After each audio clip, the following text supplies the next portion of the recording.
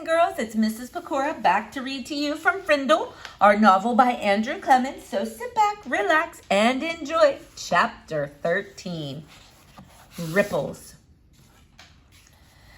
But life did settle back to normal in Westfield. More leaves fell, Thanksgiving came, then the first snow, then Christmas, and more snow. Fall and winter seemed to calm everything down and drive everyone into their own houses.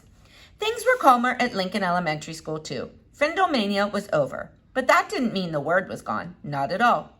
All the kids and even some of the teachers used the new word. At first it was on purpose, then it became a habit, and by the middle of February, Frindle was just a word, like door or tree or hat. People in Westford barely noticed it anymore. But in the rest of the country, things were hopping. Frindle was on the move. In hundreds of little towns and big cities from coast to coast, kids were using the new word, and parents and teachers were trying to stop it. What had happened in Westfield happened over and over and over again. Bud Lawrence couldn't have been happier. There were Frindle shirts and sunglasses and erasers and notebooks and paper and dozens of other items. A new line of Frindles imported from Japan were a big hit, and now there was talk of selling them in Japan and Europe as well. The checks that went into Nick's trust fund got bigger and bigger. Bud opened his own factory in Westfield to make Frindle baseball caps, which created jobs for 22 people.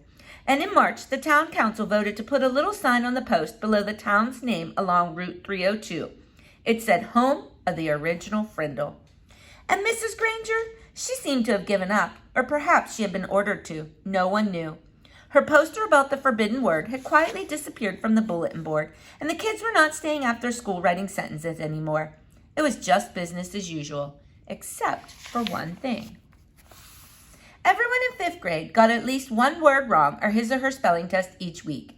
Every week, the first word at the top of Mrs. Granger's list was pen, and each Friday during the spelling test, every kid spelled it Frindle. Nick was sort of a celebrity for a while. Everyone had seen him on The Late Show and on Good Morning America, and 2 or 3 other TV shows.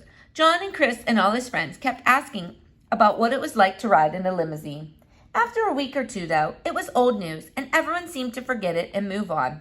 The only person who couldn't quite forget about everything was Nick. All right, boys and girls, stay tuned to see what happens next in our novel. Have a great day.